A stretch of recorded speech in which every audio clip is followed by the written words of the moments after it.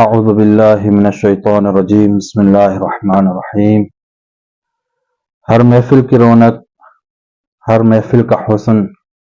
ذکر الہی سے ہوتا ہے۔ بس ہم آغاز کرتے ہیں اس بابرکت نشست کا حمد باری تعالیٰ سے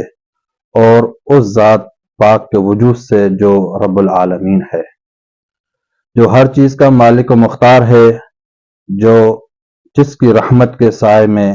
کائنات پروان چل رہی ہے اور جو اس اپنے بندوں پر بے حد مہربان و کریم ہے۔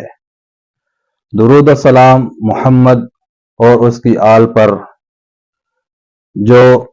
وہ ہستیاں ہیں جن کی محبت ایمان کا اساس قرار دیا گیا اور جن کی سیرت ہدایت کا مینار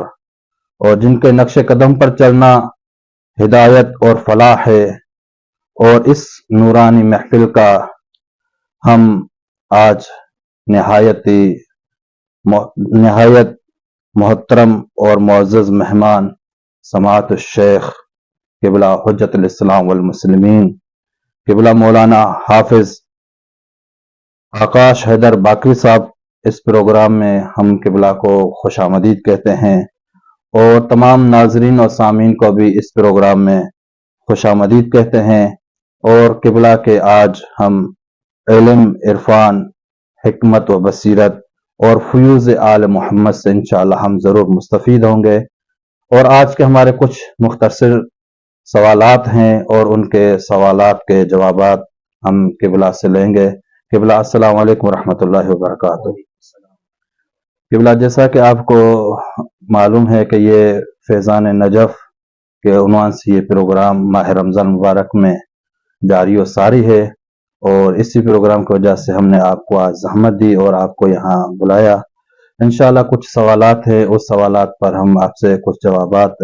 لیں گے تاکہ ہمارے علم میں بھی اور تمام ناظرین و سامعین کے علم میں بھی استفادہ ہو سکے اور مستفید ہوں گے۔ بغیر کسی تاخیر کے اور لمبی چوڑی گفتگو کے آج کا ہمارا جو پہلا سوال ہے وہ سوال یہ ہے کہ ماہ مبارک رمضان میں قرآن مجید کی تلاوت کرنا، اس کا کتنا اجر و ثواب ہے، اور دوسروں مہینوں میں اگر قرآن مجید کی تلاوت کی جائے تو اس میں کتنا ثواب ہوتا ہے، ان دونوں میں کیا فرق ہوتا ہے؟ قبلہ سے انشاءاللہ اس سوال کے متعلق جواب لیں گے۔ جی بہت شکریہ، بڑی مہربانی۔ اور آپ کی ٹیم کا شکر گزار ہوں، اور اللہ سے دعا کروں کہ آپ تمام خیر میں اضافہ فرمائے۔ یقیناً بہت اہم سوال ہے، اور یہ سوال اس ماہ مبارک رمضان کی جان ہے۔ جس طرح آپ نے کہا کہ اس ماہ مبارک میں جس طرح ہم دیکھتے ہیں کہ زیادہ تاکید کی گئی ہے اس میں قرآن کی تلاوت کی جائے، اور اس کی وجہ کیا ہے؟ تو ظاہر سی بات ہے کوئی نہ کوئی وجہ تو ہوگی کہ جس کی وجہ سے تاکید کی گئی کہ دوسرے مہینوں میں قرآن پڑھنے کی بڑی تاکید فضیلت ہے، لیکن اس میں ہم انشاءاللہ روایت کو چھیڑیں گے۔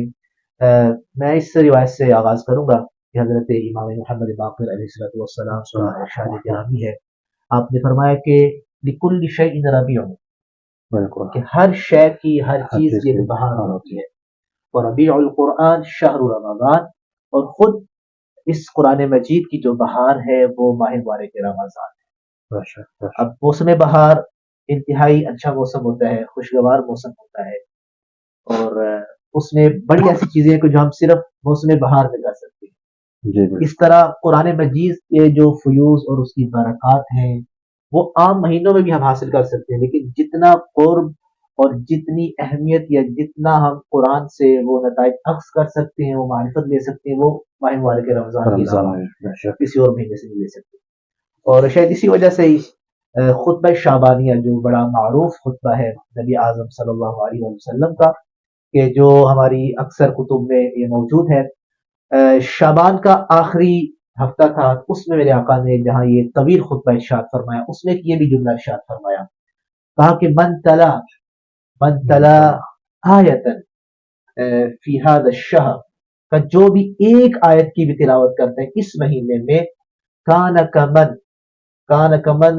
من ختم القرآن فی غیر النشر، اس کا اجر ایسے ہے کہ جیسے ایک بندہ عام مہینوں میں ایک ختم قرآن کرتا ہے، اس مہینے میں ایک آیت کی تلاوت کرے تو اللہ اس آیت کو ختم قرآن کے برابر سبحان بنا اللہ، دیتا ہے۔ اور پھر حضرت امام رضا علیہ السلام نے کیا خوب ارشاد فرمایا، فرمایا الحسنات فیہ مقبولۃ والسیئات فیہ مغفورۃ، کہا یہ وہ ماہ مبارک رمضان ہے کہ جس میں نیکیاں جو ہیں تم کرتے ہو تو اللہ اس کو قبول کرتا ہے، اور برائیاں ہیں اللہ اس کو معاف کرتا ہے۔ اور پھر آگے بڑھ کے ارشاد فرمایا من تلا فی ھذا الشہر آیۃ من کتاب اللہ، جو ایک آیت کی بھی تلاوت کرے کمن کان اجر مثل من ختم القرآن فی غیرہ الشہور، کوئی جملہ کہا تو پھر گویا کہ عام مہینے میں اگر ایک ختم قرآن کرتے ہیں تو وہ ایک آیت کے برابر قرار پاتا ہے۔ اور اس کی وجہ یہ ہے کہ ظاہر سی بات ہے کہ یہ اللہ تعالیٰ نے ماہ مبارک رمضان وہ مہینہ ہے جس کو قرآن کا اللہ نے ظرف قرار دیا، اور یہ وہ قرآن ہے، آپ اس کی اہمیت سورہ حشر کی آیت سے لگائے کہ لو انزلنا هذا القرآن على جبل لرأيته خاشعا متصدعا من خشیۃ اللہ، اگر یہ قرآن اللہ پہاڑوں پر بھی نازل کرتا تو وہ بھی خشیت پروردگار کی وجہ سے ریزہ ریزہ ہو جاتے۔ اللہ نے اس کا ظرف یا تو قلب محمد چنا اور جو زمان تھا اس کو ماہ مبارک رمضان کرا دیا۔ تو یہی وجہ ہے کہ اس میں اگر ہم ایک تلاوت کی آیت کی کریں، اور پھر یہاں میں اپنے سامعین کے لیے آیت کو بھی واضح کرتا جاؤں، آیت سے مراد قطعاً یہ نہیں ہے کہ آپ کو بڑی آیت آپ کے ذہن میں آتی ہے، خود بسم اللہ الرحمن الرحیم یہ بھی ایک آیت ہے، الف لام میم کہنا یہ بھی ایک آیت ہے۔ تو یہ تو قرآن اور یہ تو ماہ مبارک رمضان آپ کو پیکج دے رہے ہیں، کوئی مشکل نہیں ہے، تم حافظ قرآن نہیں بھی ہو تو پھر چلتے پھرتے الف لام میم کہہ دو، تمہیں اللہ تعالیٰ ختم قرآن کا ثواب،